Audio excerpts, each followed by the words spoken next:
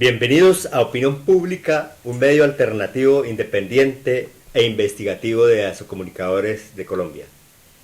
Bienvenidos todos, internautas, cibernautas y todos los que también nos ven por cable, operadores de diferentes medios de nuestro equipo de trabajo.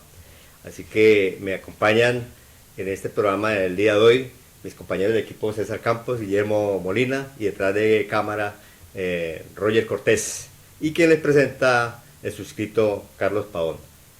Así que bienvenido mi compañero César Campos. Muchas gracias, Carlos. Saludo especial a toda la audiencia que a esta hora nos acompaña, igualmente a Guillermo, a usted, a Roger detrás de cámara, y gracias por estar en compañía de Opinión Pública. Bueno, bienvenido Guillermo. Bueno, gracias, muy amable. Buen día a todos los teleaudientes y a todos los compañeros de Asocomunicadores que también están pendientes de este programa, el programa de Opinión Pública. Bueno, recordémosle a todos los cibernautas e internautas por dónde nos pueden enlazar, por dónde nos pueden ver, César. Bueno, sí, Carlos, pueden ver este programa a través de los cableoperadores y a través de Pavón Roca Televisión, de Emancipación Obrera, de la página de la institución educativa Boyacá y a través de CMC Virtual TV, donde estamos presentando los diferentes programas que desarrollamos en Opinión Pública para todos ustedes. Bueno, ¿qué tal le parece el tema de hoy, mi querido amigo Guillermo? Bueno, el tema es un tema de actualidad a nivel internacional que vale la pena hacer un análisis, y la pretensión es que toda la comunidad, toda la gente que nos escucha y nos ve pueda entender lo que pasa a nivel internacional. Bueno, el tema relacionado con sí, la crisis que se ha venido presentando en los gobiernos latinoamericanos, que han tenido alguna trascendencia y algún giro hacia el progresismo y hacia una nueva visión de democracia, como son los casos de Brasil, de Venezuela, de Ecuador, de Bolivia, entre otros. Bueno, recordémosle a nuestros televidentes, cibernautas e internautas que este tema, pues lógicamente, lo que pretendemos aquí en el equipo y nuestros compañeros de trabajo es llevarles nuestra opinión e invitarlos a ustedes también que pues dialoguen, también pueden, digamos, motivarlos a estos temas e investigar para ayudar a, digamos, a fortalecer a otras personas que están extendiendo esta información, sobre todo que sirve de material también de formación, digámoslo así, de instrucción a muchos estudiantes que participan en las universidades, porque también les aporta a ellos el conocimiento, nuestra opinión. Entonces, así que es nuestra opinión y esperamos que este tema de mucho interés para ustedes les agrade, lo compartan también, que es la crisis política en Latinoamérica, entre ellas Bolivia, Ecuador, Venezuela, Brasil y entre ellos también Colombia, que no se escapa también esta crisis que hemos tenido en los últimos meses.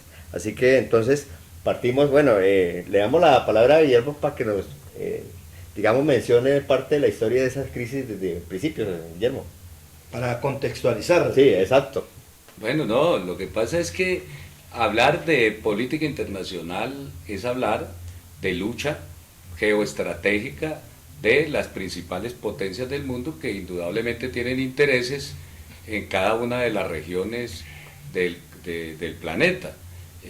Latinoamérica no es exenta de esa lucha de intereses, tanto del capitalismo financiero, del capitalismo comercial y de los intereses de las multinacionales, que de alguna manera tienen su centro de poder en las diferentes metrópolis, como en el caso, por ejemplo, de los Estados Unidos, como en el caso de Alemania, como en el caso de Inglaterra, como en el caso de China, como en el caso de Rusia, y que de alguna manera infieren en el desarrollo, en el estancamiento productivo a nivel económico, político y social en Latinoamérica. Bueno, César, yo creo que la crisis es fundamental, se necesita y ha existido toda la vida, inclusive en nuestros hogares hay crisis, pero es unas oportunidades que nos da para nosotros, digamos, revisar y trascender en ella, ¿cierto?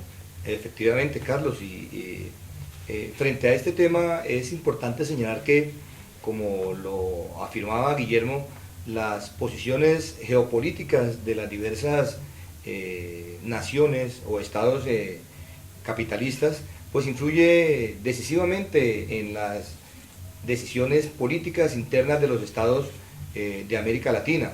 Ya comentaba Guillermo, por ejemplo, cómo desde mucho tiempo atrás se han venido desarrollando esos aspectos que influyen en decisiones internas de la soberanía de estados que están en vías de desarrollo.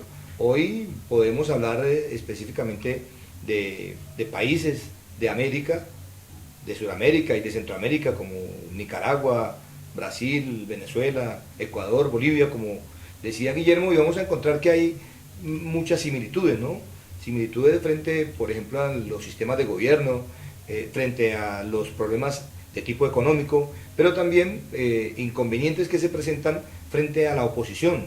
Una oposición que en muchos casos viene guiada por intereses capitalistas externos a aquellos países donde se ha venido desarrollando esa crisis que no solamente afecta a la parte política, sino que también de lleno se va llevando la parte económica y la parte social. Yo creo que, César, entre más población hay en un país, en una región, son más los problemas que hay, son más las crisis que abondan a esa región. Pienso que comparado con países pequeños, las crisis pues todas las van a tener, pero son menos, y entre ellas veo que, como usted está bien documentado, ¿cuál cree que de los países de Latinoamérica están más profundizados en esa crisis? Bueno, no necesariamente depende de la cantidad de población específicamente, ¿no? Nosotros vemos que hay en América, en América Latina y específicamente en Sudamérica, hay países que han venido liderando una posición de izquierda, una posición de gobierno diferente a, en este caso, a la potencia norteamericana, y entonces, independientemente de que Venezuela tenga 25 millones y Brasil tenga más de 100, pues, o que Ecuador tenga 26 millones aproximadamente, no implica la cantidad de gente, lo que implica es la forma de gobierno que se establece allí y cómo aquellos que no están de acuerdo con ella, desde la parte externa de la soberanía de esas naciones, pues están influyendo para tratar de modificar ese sistema político que se está llevando a cabo, y eso ha hecho que en muchas ocasiones se presenten inconvenientes, sumado también a que en muchos de esos países está presente, como en Colombia, la corrupción, ¿no? Ahí vemos que dos de los países que en este momento están a punto de llegar a cabo la revocatoria o la revocación del mandato de los primeros mandatarios, como Venezuela y Brasil, pues hay digamos que una unión, o hay está permeado ese caso por casos de corrupción, por ejemplo Petrobras y PDVSA respectivamente en Brasil y Venezuela, que va a llevar también a que sirva como una forma de empezar a meterse y decir, mire, es que los gobiernos que en este momento existen son corruptos, pero también hay unos intereses políticos enormes tras de eso. Hay una cosa importante, Guillermo, que resalta entre la crisis Latinoamérica y lógicamente a nivel mundial, que es la crisis de la salud, y eso sobresale en todos los países, más en Colombia, esa crisis de salud, como también financiera. Yo veo que la crisis de salud se ve por todas partes, vemos una cantidad de hospitales con dificultades de medicamentos, y eso lo hay desde abajo arriba de la parte de Latinoamérica. ¿Qué opina usted sobre eso? Sí, la implementación del neoliberalismo desde ese abrupto acontecer de la década del 70, donde los Estados Unidos y las diferentes multinacionales de lo que se ha denominado el capitalismo imperialista, pues desarrolló lo que todos conocemos como neoliberalismo, que significó y ha significado no solamente la privatización de todos los entes públicos, sino también la privatización de los servicios esenciales, tales como el servicio a la salud, el servicio a la educación, el servicio del transporte, etcétera. Pero el problema radica en que esa política de implementación realizada tras la cruenta dictadura de Pinochet, que pues dio al traste con una opción latinoamericana de querer presentar unos gobiernos alternativos, diferentes al capitalismo, pues conllevó indudablemente a una crisis de esa política y estrategia norteamericana fundamentalmente, de penetración a través de la vía de apoyar las dictaduras militares y de apoyar regímenes de facto que no les interesaba el respeto por los derechos humanos y obviamente que de alguna manera minaron lo que Estados Unidos tenía en Latinoamérica desde políticas que se venían dando de acuerdo para el progreso, por ejemplo, de ayuda para el progreso, tratando de penetrar sin que la gente supiera y se diera cuenta de cuán nocivo era esa ayuda. Esa política entonces de penetrar a los países a través de la fuerza y de imponer pues ese orden y eso que se ha denominado la vida americana, pues trajo graves consecuencias que condujeron no solamente a que los pueblos de Latinoamérica empezaran a luchar por alternativas diferentes y a empezar a triunfar unos gobiernos progresistas que se fueron dando poco a poco a nivel latinoamericano, como en Uruguay, en Paraguay, posteriormente en Brasil, en Venezuela, en Ecuador, en Bolivia, y que conllevaron a que los Estados Unidos y lo que se ha denominado el capitalismo imperialista, pues desarrollara unas nuevas políticas de penetración. Y esas nuevas políticas de penetración es lo que se ha venido denominando como golpes suaves, y obedecen indudablemente a esa lucha geoestratégica que lleva a Estados Unidos frente a las otras potencias mundiales. Uno de los inspiradores de esa nueva visión de guerra que plantea que ha cambiado ha sido uno de los profesores eméritos de la Universidad de Massachusetts, Ginny Char, quien pues ha sido el fundador de la institución Albert Einstein y que además en un ensayo denominado De la dictadura a la democracia empezó a plantear la necesidad de que los Estados Unidos pues venían de una manera directa a través de armas psicológicas, a través de armas sociales, a través de armas económicas, de armas políticas, pero sobre todo de apoyo a una intervención directa a través de sus embajadas y a través incluso de sus tropas, pues para dominar geoestratégicamente a los diversos países y poder sustraer sus recursos naturales, pues ya no tenía vigencia porque los diferentes países y pueblos venían entonces liderando unas nuevas formas de lucha antiimperialista. De tal manera que planteó la necesidad, como en una especie de manual, de derrocar gobiernos que en un momento determinado estuviesen en contra de las políticas de las multinacionales y del sector financiero a nivel internacional, obviamente de intereses a favor del imperialismo norteamericano, pues de cambiar de táctica. Y empezó entonces a idear, y ese fue el primer escrito donde se ideó pues cuáles deberían ser los pasos para tratar de derrocar a esos gobiernos de una manera, entre comillas, no violenta. ¿Cuáles son los pasos? Y esos pasos planteados ahí están expresados en varias etapas.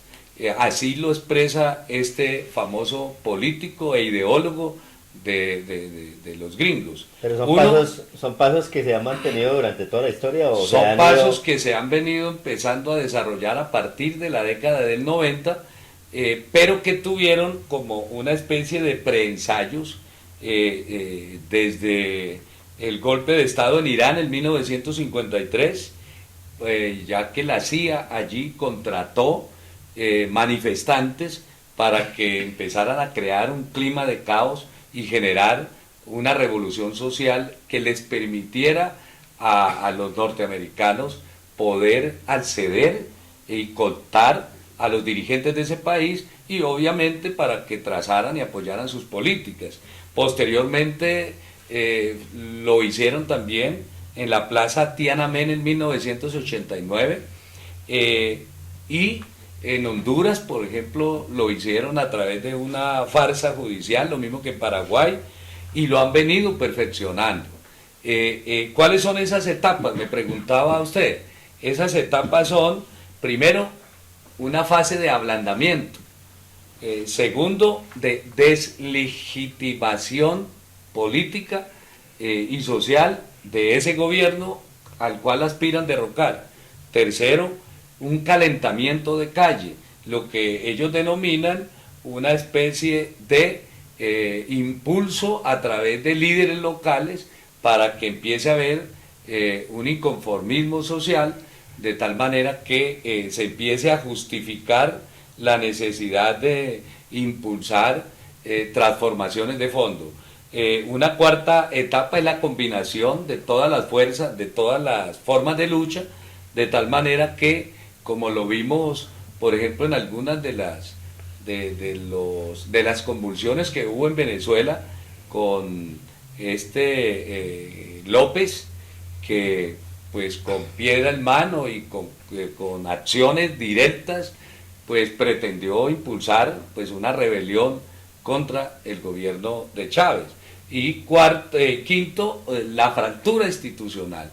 Entonces es toda una agenda táctica, geoestratégica también de los Estados Unidos, para tratar de ir poco a poco retomando el control del patio trasero y a nivel internacional el control geopolítico que le permita manejar desde el punto de vista económico y desde el punto de vista imperial sus intereses. Es similar a un catálogo de venta, ¿no? Donde tiene un modelo político, sí, para poder negociar y entrar a hacer como cuando uno vende algo, porque dice que la venta es manipulación, ¿no? Sí. Le manipula al cliente para poderle vender, y algo similar sucede para poder hacer con los gobiernos una negociación, donde usted decía que uno de los pasos es tratar de ablandar al cliente, digamos, de frente, o al gobierno, para poder lograr llegar a algo similar. Bueno, César, le da una pregunta. Y que, por ejemplo, eso que dice Guillermo es, usted muy jocosamente hace la comparación con un catálogo de ventas, pero mire que eso se aplica en la mayoría de países que, como dice Guillermo, no, para hablar en palabras populares, están saliendo del redil que Estados Unidos ha planteado y que viene desarrollando desde hace mucho tiempo, pero que cuando ve que esos estados empiezan a salirse de sus manos, entonces opta por aplicar ese tipo de estrategias que se han venido utilizando, y hay que decirlo que con muy buenos resultados. Y entonces en este momento estamos viendo la aplicación seguramente de esa política, de esa forma de llegar no solamente al gobierno de turno, sino contra el gobierno de turno, utilizando uno de los puntos que menciona Guillermo ahí, que es, por ejemplo, la lucha de calle, ¿no? Cuando se busca personas que ayuden a desestabilizar esas políticas que están implantadas en ese estado específico. Bueno, pero hay algo claro que sí tenemos que saber y darle a conocer a los internautas, es que Estados Unidos siempre ha influido en todos los países a nivel mundial para lograr sus acometidos, y lógicamente intervienen, pues lógicamente a través del dinero, a través del poder, para poder lograr sus acometidos. Eso es un ejemplo también similar, como cuando en una comunidad el que más tiene plata es al que más se le arrodillan, es al que más le acatan, y lógicamente él, cuando tiene su dinero y su poder, pues puede hacer lo que le da la bendita gana. ¿Así, ¿no, Guillermo? Sí, claro, es que incluso el análisis muy certero que hace Ginny Char, y que cogió fuerza porque hay evidencias de que eso es así, es de que pues el estilo que venía implementando los Estados Unidos no solamente le llevó a que en todos los países del mundo pues lo catalogaran como imperialista, como un Estado que no favorecía los intereses de los otros estados, que no respetaba, y que además ese procedimiento de guerra cuerpo a cuerpo, como lo había hecho al intervenir directamente, por ejemplo, en varios países, de los más recientes Irak, de los más recientes, pues cuando invadió Panamá, cuando invadió anteriormente a eso Granada, bueno, y otra serie de pueblos, pues no solamente le generó lo mismo que en Kuwait, por ejemplo, en Irak, enormes pues dificultades a nivel económico, porque tenía que trasladar pues una serie de contingentes enormes de tropas, mantenerlos, y entonces esa política, además de desprestigio a nivel internacional y de avanzada de otras posiciones que se juegan con él, digamos, geopolíticamente el control, pues indudablemente lo lleva a cambiar de altitud. Es tan así que dentro de las Fuerzas Armadas norteamericanas, los generales de la República pues encargan al coronel Bolt Helvey para que empezara a implementar esas reglas, esos métodos que le denominan los métodos Char. La primera prueba de ello resultó precisamente con el debilitamiento de los pilares que sostenían toda la visión y concepción del mundo árabe con la famosa revolución árabe. Todo el mundo se sorprendió cuando empezaron los pueblos árabes a rebelarse contra sus regímenes y toda esa cosa, y ahí pues estaba pues inmersa la política norteamericana camuflada a través de organismos como el Centro Internacional para el Conflicto No Violento, liderado por uno de los que más ha propulsado la política de Gene Char, que ha sido Peter Ackerman.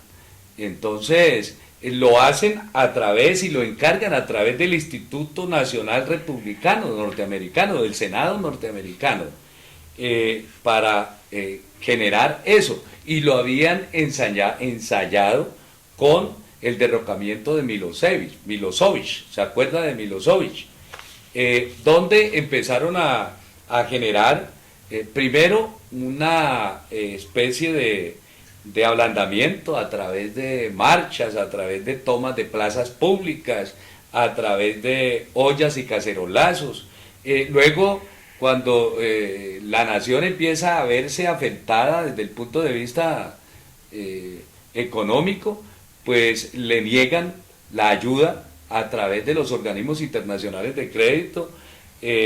Luego impulsan huelgas estudiantiles para generar pues una situación caótica en el país, y luego viene ya el boicot económico para tratar de hacer los derrocamientos. Este famoso método Char incluso contempla 198 métodos para derrocar gobiernos. Ese método ha existido hace tiempos de nuestra historia, ¿o cómo? Bueno, realmente la humanidad ha desarrollado métodos más o menos similares.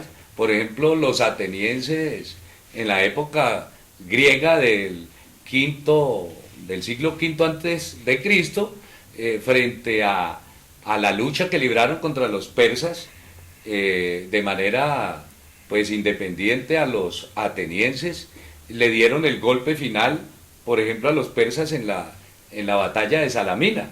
Ya lo había hecho los atenienses en la batalla de Maratón.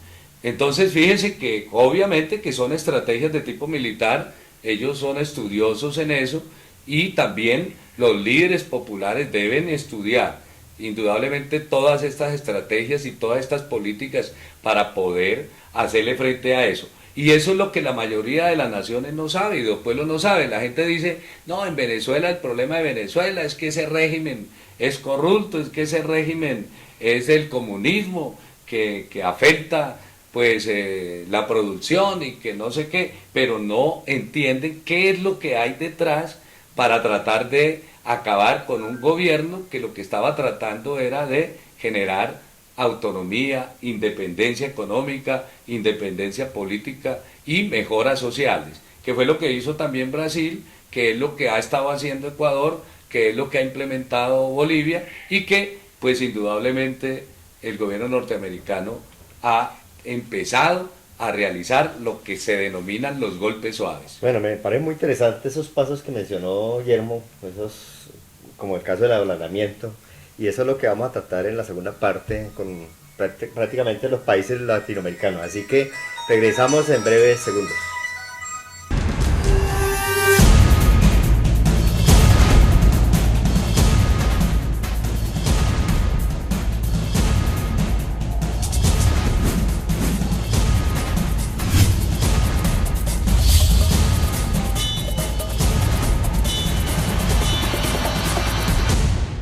Problemas en el agua que bebemos, en los alimentos que preparamos, Agua Viva O3 tiene la solución. Con el sistema de doble acción, agua filtrada y purificada, le brinda agua de la mejor calidad, más pura y más conveniente para la salud. Ahorre dinero, toma una decisión más clara. A la hora de elaborar los alimentos, emplea el sistema más completo para cocinar con un mínimo de agua. Los alimentos se cocinan con sus vapores naturales. La comida luce mejor, sabe mejor y es mejor. Y obtenga más elementos nutritivos. Imagínese las posibilidades. Ahorre tiempo, energía y dinero. La decisión es suya. Tenga todo esto y mucho más mejorando la salud en Agua Viva O3. Porque la salud y la familia son factores más importantes en nuestras vidas.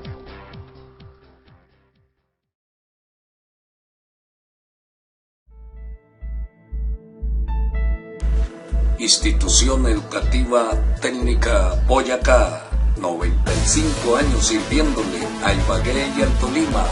Ofrece preescolar, básica primaria, aceleración, básica secundaria, ciclos en jornada nocturna, bachillerato académico, bachillerato técnico empresarial, técnico en arte, comunicación social, periodismo, bachillerato con énfasis en ciencia y tecnología.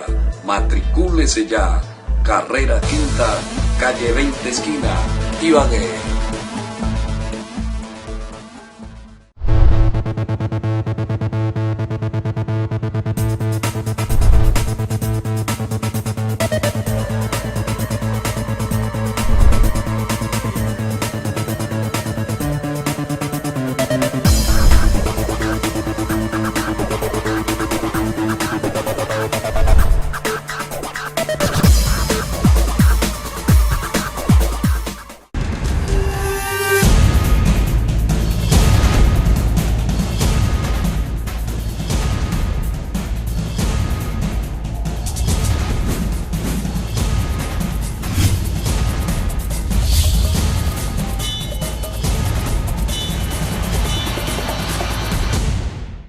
Bien, regresamos con Opinión Pública.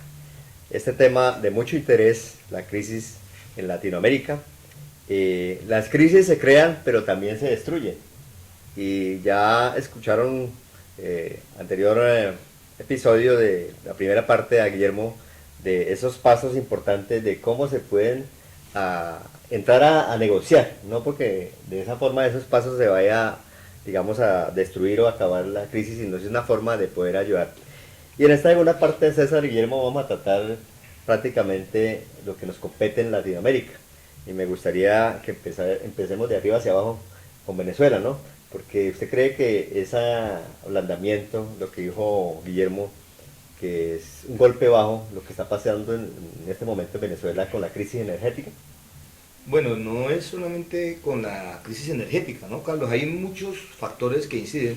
Por ejemplo, cuando uno se pone a mirar el sistema político que está desarrollándose en Venezuela a partir de la subida al poder de Chávez, pues se da cuenta que han cambiado muchas cosas en Venezuela, pero que en este momento hay una crisis económica terrible por la baja del dólar, que esa crisis económica no solamente se debe a la baja del dólar, sino también algunas formas de bloqueo que se están dando para el desarrollo de lo que al parecer es una economía planificada en Venezuela, una economía que la mayoría de herramientas de producción están a cargo del Estado, pero que en muchas ocasiones están paralizadas porque no hay materia prima. Mire que Cervecería Polar, que es una de las empresas más grandes en Venezuela, decía que tenía malta y cebada para producir cerveza solamente hasta el 29 de abril. Eso que suceda en un país no es gratuito. Pero en el caso de Venezuela se está dando una polarización con esa parte que mencionaba usted en uno de esos elementos, que es el proceso de pie de calle, o Calentamiento de calle. o ese, que es donde el régimen norteamericano, que ha venido permeando todos esos sistemas que no están a favor de las políticas norteamericanas, pues vienen motivando a algunas personas, y específicamente en este caso es las personas que están en contra de los gobiernos, son fundamentalmente gente de la burguesía, que han visto paralizadas el desarrollo de sus actividades económicas. Pero, bueno, por un lado ellos, por otro lado está el pueblo, que en algunas medidas y en algunos gobiernos con posiciones populistas han logrado que el pueblo los apoye. Pero mire usted que para el caso de Venezuela específicamente, se está dando un proceso el primero, ¿cómo es que decía Guillermo? De debilitamiento, ¿es? Ablandamiento. De ablandamiento. Y yo no sé, Guillermo, ¿cómo ve usted ese proceso de ablandamiento para el caso específico de Venezuela? Ahora podemos hablar también de Brasil y podemos hablar de otros elementos, pero en este caso específico, ¿cómo podría usted definir ese proceso de ablandamiento? Mire, desde pues casi recién que ingresó Chávez, Venezuela ha venido denunciando una desestabilización desde el extranjero, con fines de boicot económico. Incluso los Estados Unidos han aplicado ya sanciones económicas a Venezuela. Esa ha sido una política generalmente usual en los Estados Unidos. Fíjese que las sanciones económicas, una vez se dio la Revolución Cubana, se han mantenido, incluso a pesar de las promesas de Obama después y antes y después de la visita a La Habana. Pero lo que pretende, entre otras cosas, Obama es iniciar ese proceso nuevo que tiene que ver con desestabilizar incluso a Cuba. Nada de raro es que en algunos años empiece a verse una situación de desestabilización. Lo que pasa es que en Cuba ya ahí hay una fortaleza desde el punto de vista político, organizacional. En Venezuela la situación es un poco diferente en cuanto a que la consolidación del proceso que se inició con Chávez, a pesar de las deficiencias y a pesar de trabajar con la misma estructura del Estado, porque no destruyó el Estado es una herramienta de las clases sociales y en particular el Estado moderno a nivel internacional es un Estado que le sirve a las grandes multinacionales y que le sirve al capital que está de alguna manera manejado por los partidos políticos que le son afines. Entonces ese Estado indudablemente le sirve a esos intereses. Uno de los errores precisamente de las transformaciones que se han venido dando en Latinoamérica, que les han llamado revolución, pero en términos generales es reformismo, pues ha sido que se ha construido sobre la base de la estructura misma de ese Estado burgués, que genera grandes dificultades para poder que los sectores populares y los sectores emergentes desde el punto de vista económico, político y social puedan estructurarse.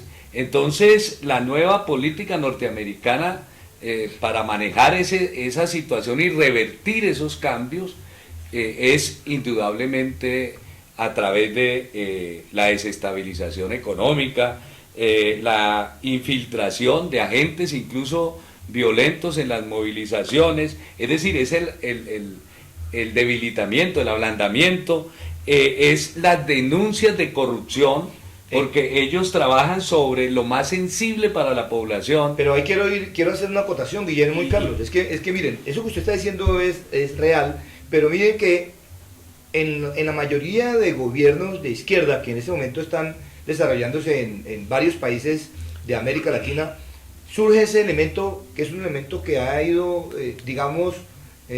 dando un espacio para que se pueda producir lo que plantea usted en los pasos para el posible debilitamiento de un gobierno. Y es que la corrupción campea. Miren, por ejemplo, en Venezuela, si bien es cierto que hay un bloqueo, también la corrupción está ahí latente. Miren, por ejemplo, cómo PDVSA, que es la principal la principal empresa de Venezuela ha sido manejada políticamente. Claro, en todos lados las empresas la manejan los políticos, pero cómo se ha destinado solamente para el desarrollo de lo que quiere, en ese caso, el gobierno de Chávez y ahora el de Maduro. Sin embargo, ese es un elemento que, como decimos coloquialmente, da papaya, para que puedan tener por dónde atacarlos.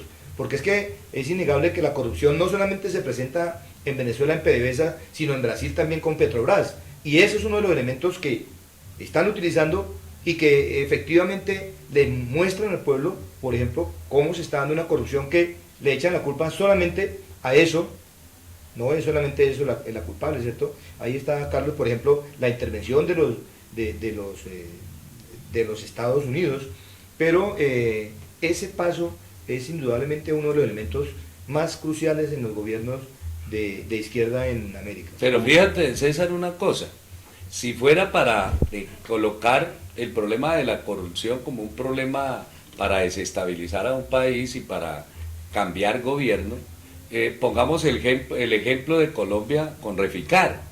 En Colombia se han robado el país desde hace mucho rato, pero los Estados Unidos no se pronuncian, claro, ni los organismos internacionales de derechos humanos sobre la muerte de indígenas, precisamente por la corrupción. Pero es por una cosa clara, Guillermo, perdón un momentico, es que Colombia es aliado, es que Colombia no es de izquierda, el gobierno no es de izquierda, por eso no interviene. Por eso le estoy diciendo que fíjate, que esa misma política no se aplica a Colombia, porque Colombia, el gobierno de Colombia es un aliado norteamericano, sí, conjuntamente con Perú, conjuntamente con Chile en este momento, sí, y ahora con Argentina.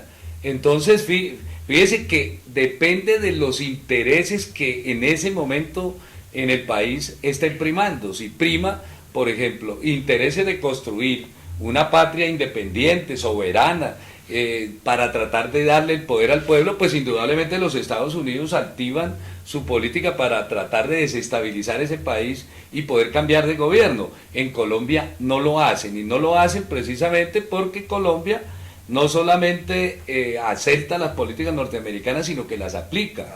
Y Colombia vive una crisis como la que planteaba Carlos al comienzo, sobre la salud, sobre la educación, sobre el transporte, sobre la inflación, etcétera, pero no son tema para decir, bueno, vamos a acabar y tumbar el gobierno de Santos, porque la mayoría de la población, primero, los medios de comunicación no lo colocan al orden del día. Segundo, los Estados Unidos no le dan el aval, porque a nivel internacional pues empiezan a ejercer una presión como de denuncias sobre esa corrupción y de generar un clima de malestar para que promocionen el cambio de gobierno. Fíjese que acá no hay la aplicación de ese plan, como si lo empezaron en Venezuela. Bueno, ya en estos días, en días pasados, pues la canciller de Venezuela denunciaba, Delcy Rodríguez, denunciaba en la Organización de Estados Americanos como uno de los personajes de la Secretaría General de la OEA, Luis Almagro, que indudablemente es puesto por los Estados Unidos, estaba ejerciendo una presión para que los Estados Unidos aplicara sanciones, y cómo ha habido una orquestación mediática para desestabilizar. Y denunciaba Delcy Rodríguez cómo el desabastecimiento partía de las agencias internacionales norteamericanas para tratar de contar incluso empresas de algunos países vecinos para que captaran materias primas y productos esenciales para desabastecer a Venezuela. Como el caso de la incluso denunciaron, como en el caso pues del papel higiénico, como en el caso de la harina de trigo. Yo le pregunto la energía porque este es el momento que ha ahondado más el problema de la crisis en la energía. Ya la gente ha protestado, ha manifestado, ya muchos venezolanos que están pidiendo la revocatoria de Maduro precisamente porque ya les tocaron la parte sensible, que es quitarle los servicios públicos, en este caso la luz. El problema es que Colombia también se vio enfrentada a eso. El problema es que eso también obedece a situaciones ambientales. ¿cierto? Que todo el mundo conoce, pero el problema es que esa es una táctica para tratar de impulsar lo que se ha denominado Claro, precisamente lo el mencionó golpe, usted ahorita, el golpe suave. tocan las empresas multinacionales que tienen que Mire, ver con ellos. hubo una denuncia, todo el mundo el año pasado se quedó aterrado porque una foto de un supermercado que entre otras cosas no era de Venezuela, recorrió el mundo hablando de desabastecimiento en Venezuela, y resulta que la foto la habían tomado en Miami y no era de Venezuela, y entonces todo el mundo, uy no, ¿qué es lo que está pasando? Ellos ya van casi en la etapa 3, falta la fractura del orden institucional. Y esa fractura se va a dar, Guillermo, ahora, como mencionaba Carlos. Miren usted que, por ejemplo, hace poco, en 48 horas más o menos, recogieron más de 1 millón de firmas, específicamente 1.850.000 firmas para la revocatoria del mandato de Maduro, cuando el artículo 72 de la Constitución venezolana dice que hay revocatoria del mandato y que para ese caso solamente, inicialmente necesitarían 197.000 y pico de firmas, digamos 198.000 firmas. Vea usted como, por ejemplo, en ese caso, como mencionaba Carlos, ya les han tocado las fibras. Es como lo que pasó en la Revolución Francesa. Cuando sube la harina y sube el pan, la gente no aguanta más. Mire que ahora que venía para los estudios, escuchaba, por ejemplo, cómo la Asociación Médica Venezolana está diciendo que los hospitales venezolanos carecen del 95% de las medicinas y que en las farmacias privadas que hay solamente está en un nivel del 87%, es decir que no tienen sino el 13% de los medicamentos que necesita la población. Puede ser por lo que usted dice, y efectivamente hay un bloqueo que no llegan los medicamentos, pero también... Pero también hay una situación, por ejemplo, en Colombia de la salud. En la salud, la mayoría de hospitales y centros públicos les ha tocado decirle a la gente, por eso, sí, pero les ha tocado decirle a la gente traigan los medicamentos, sí, porque no lo tenemos. Sí, es decir, Guillermo, también hay una crisis. Es decir, yo no estoy diciendo que en Colombia no suceda eso. Lo que yo quiero decir es que a raíz de todo eso que está sucediendo, es casi un momento histórico cuando en menos de 48 horas recogen más de 1.850.000 firmas que ahora van a tener que llegar al Consejo Nacional Electoral venezolano para que se aplique el referendo. Porque Venezuela, a diferencia de Colombia, sí hacen revocatoria al presidente por referendo. Aquí no. Aquí la revocatoria del mandato solamente es para gobernadores y alcaldes. Es más, ni siquiera para senadores. En cambio, Venezuela tiene en el artículo 72 de su constitución una parte que dice que todos aquellos que sean nombrados por elección popular se les puede revocar el mandato. Bueno, a propósito, ya hablando de Colombia, para entrar, digamos, a Venezuela, ¿cuál cree Guillermo y César que sea lo que más profundiza la crisis actual en Colombia? Perdón, Carlos, es que yo quisiera redondear para que luego sí podamos hablar de pronto de no, porque Colombia. Nos falta ya de hablar de los otros países. Por eso, porque es que yo estaba haciendo referencia a cómo en Venezuela se revoca el mandato por medio del referendo, en Colombia no, pero mire por ejemplo en Brasil también se va a hacer la revocación del mandato, pero no se va a hacer por referendo, sino que lo hacen las cámaras de diputados, el Congreso, que está Senado y Cámara, como el caso de aquí, y que hay otra cosa bien interesante, y es que la oposición en Brasil está untada hasta los codos de corrupción.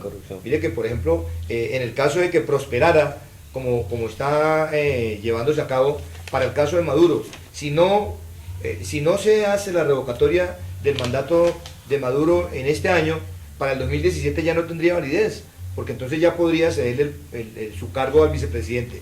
Para el caso de Brasil, por ejemplo, Dilma Rousseff tendría en estos meses, si este mes no se le hace la revocación del mandato, pues las cosas también cambiarían, porque por ejemplo, si se hace la revocación del mandato a Rousseff en Brasil, ¿quién sería quien estaría a cargo del gobierno en ese caso en Brasil? Pues entraría el señor Michel Temer, que es el vicepresidente de Brasil, pero él está involucrado en una serie de investigaciones por corrupción, entonces quedaría a un lado y podría ingresar como presidente el señor Eduardo Cuna, quien también está, esta semana acaba de es el que acusó a Dilma Rousseff, que es el que ha ido desestabilizando el gobierno brasileño, aplicando entre otras cosas esas técnicas que usted menciona, Guillermo, y entonces se ha ido desestabilizando, pero en ese caso él tampoco tendría la posibilidad de llegar a la presidencia. Ayer decía en unas declaraciones la presidenta brasileña, más vale tarde que nunca, porque ya en ese caso el señor Cuna no podría llegar a la presidencia de Brasil. Sí, las acusaciones de corrupción contra el acusador de Dilma sobre corrupción es mucho más corrupto, porque es que uno se pone a mirar, la gente puede investigar, indagar sobre cuáles son las acusaciones centrales que le hacen a Dilma Rousseff, y es un montaje en términos generales. Mire, acá en Colombia... Claro, no se ha podido comprobar. Acá en Colombia, por lo que están acusando a Dilma Rousseff, lo hace el Banco de la República y lo hace el gobierno todos los años, cada nada, lo hacen los mismos bancos a los usuarios, que es demorarles los préstamos, el pago de los préstamos, retrasarlo el pago, incluso acá en Colombia lo hacen retrasando el pago de los empleados públicos, es decir, de su dinero para sostenimiento, y entonces duran a veces 3, 4 días después de que las empresas les dan la plata, depositen la plata, y lo retrasan. ¿Por qué están acusando a Dilma Rousseff? Están acusándola porque en el 2014, en el 2014, ella demoró, retrasó el pago de préstamos del gobierno al sistema bancario público. Entonces, primero... Tocó con el pulpo mayor de la... Claro, primero la acusan de eso, y unido a eso, la acusan de que ella entonces, debido a eso, ocultó la situación de crisis financiera que vivía el gobierno para hacerse, pues, nuevamente elegir. Esas son las acusaciones, pero las acusaciones del acusador son mucho más graves. Mucho más graves, es decir, son acusaciones que ya tienen que ver con, es decir, delitos penales supremamente graves. Y sin embargo, aparece como uno de los defensores de la democracia y como los defensores del statu quo. Entonces, ahí hay realmente un golpe blando similar a todo lo que está planteado en ese famoso recetario de Ginny Char, el famoso politólogo de la Universidad de Massachusetts. Bueno, ya ustedes adelantaron la crisis de Brasil. Hablemos un poco también de la crisis en Ecuador. ¿Hay crisis en este momento en Ecuador, César, para usted? Sí, ahí ya han empezado. A los cibernautas, en esa parte de lo que se denomina el proceso a pie de calle o el otro nombre que ustedes tienen ahí, ya han salido manifestaciones claras. Calentamiento de calle. El calentamiento de calle, ya han salido manifestaciones claras porque ya Correa. hay una oposición contra Correa. Pero es que hay una cosa que yo no sé si de pronto Guillermo la vaya a controvertir o vaya a aclarar, y es que los gobiernos de izquierda, yo veo que tienen un problema, y es que se enquistan en el poder, y se enquistan casi que de manera por herencia, y casi que de forma dictatorial, porque quieren estar en el poder. Yo no digo que se vaya el sistema de gobierno, pero sí que por lo menos se oxigene cambiando el representante del gobierno, del ejecutivo. Casi todos van siguiendo los pasos de Castro. Miren a Ortega en Nicaragua, miren a Correa en el Ecuador, miren a Maduro, a Chávez y a Maduro ahí, y miren a Evo Morales.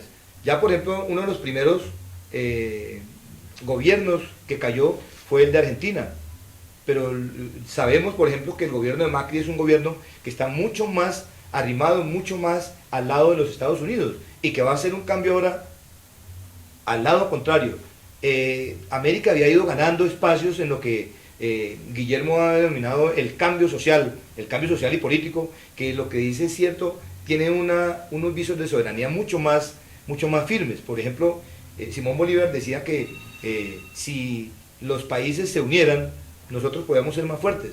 Imagínense ustedes, nosotros siendo unidos, Ecuador, Perú, Colombia, Venezuela y Bolivia, y teniendo una moneda única y teniendo un comercio fuerte, eso no le conviene a los Estados Unidos. Pero resulta que nosotros nos peleamos entre nosotros, y entonces llegan crisis como las que están pasando, que seguramente si no se toman unas tácticas diferentes, esos gobiernos seguramente van a cambiar y van a volver a ser aliados de los Estados Unidos. Bueno, vamos a hablar de último de Colombia, pero yo quedo con con la riposta a una postura, vea. Sí. El problema yo lo planteé desde el comienzo. Cuando una sociedad quiere cambiar lo viejo, hay contradicciones. Efectivamente. Y Hay así oposición, quiera o no resistencia. quiera, siempre hay lucha de clases, lucha de opuestos. Es indudable que surjan contradicciones en el seno de los gobiernos y en el seno de la sociedad. Eso es indudable. Lo que estamos tratando de hablar es cómo, siguiendo una política del capitalismo imperialista, pues para retomar nuevamente el control de los países latinoamericanos, pues existe una agenda de la política norteamericana para tratar de desestabilizar los gobiernos, y eso es lo que se ha venido dando en Venezuela, en Brasil, en Ecuador, y allí pues lucha de clases hay. Corrupción indudablemente hay. También, sí. Pero las medidas que han venido tomando, igual en Bolivia, han sido medidas para tratar de generar soberanía nacional, de generar autonomía económica desde el punto de vista tanto agropecuario como desde el punto de vista de la producción industrial, de la producción agropecuaria, etcétera, desde el punto de vista de la educación, de la ciencia, de la tecnología. Es decir, en eso hay un progreso. Y eso es cierto. Pero no quiere decir que yo esté de acuerdo en que se perpetúen o no, por ejemplo, gobiernos de izquierda. Yo no comparto. A mí me parece que construir una nueva sociedad con la estructura de un Estado burgués es cojear, Es caer en lo mismo. y Carlos. es caer al poco tiempo, como ha ocurrido, y esa experiencia es una experiencia que no merece vivir la Colombia. Colombia merece vivir realmente una verdadera revolución que dé al traste con incluso posiciones de experiencias sociales que se han dado en muchas partes del mundo, porque fracasaron precisamente porque no renovaron su clase dirigente, porque no construyeron unidad en educación, y en lo que Mao Zedong planteó como una respuesta a esa contraofensiva del imperialismo, que es la revolución cultural, una revolución permanente, cultural, que haga posible que los cambios sean duraderos y que el pueblo realmente se tome el poder. Bueno, ya por último, breves palabras, César, ¿cuál cree que sea la crisis más profunda que hay actualmente en Colombia? En breves Bueno, palabras, digamos, porque ya finalizó el la programa. crisis más fuerte en Colombia es la crisis social, que se ha venido profundizando por las políticas que el Estado ha tomado para favorecer a quienes detentan el poder político y económico. Bueno, así que ya Guillermo. dejamos a todos los televidentes, internautas y cernautas, ya para que Guillermo nos dé que conclusiones diga Guillermo de eso, este gran tema. ¿Cuál es la crisis? Porque tú me preguntas a mí y de pronto dicen, bueno, y Guillermo, ¿por qué no? Claro, nos va a dar su concepto como Sí, parte final. La Guillermo. crisis de Colombia es la crisis del Estado, la crisis del neoliberalismo, la crisis de un Estado dependiente y neocolonial, de un Estado que ya no va más y que es necesario cambiarlo por un Estado nuevo, pero no con las estructuras del Estado viejo. Así Bueno. de sencillo. Muchas gracias, compañeros de Muy trabajo amable. de opinión pública, por haber participado en esta mesa de trabajo, a César, a Roger, a Guillermo, y como lo decía Guillermo, este tiene que ver con lucha de clases, como lo dice las venas abiertas de América Latina, lo mencionaban por ahí. Así que muchas gracias, queridos cibernautas, internautas, a todos los televidentes, esperamos vernos en un próximo programa.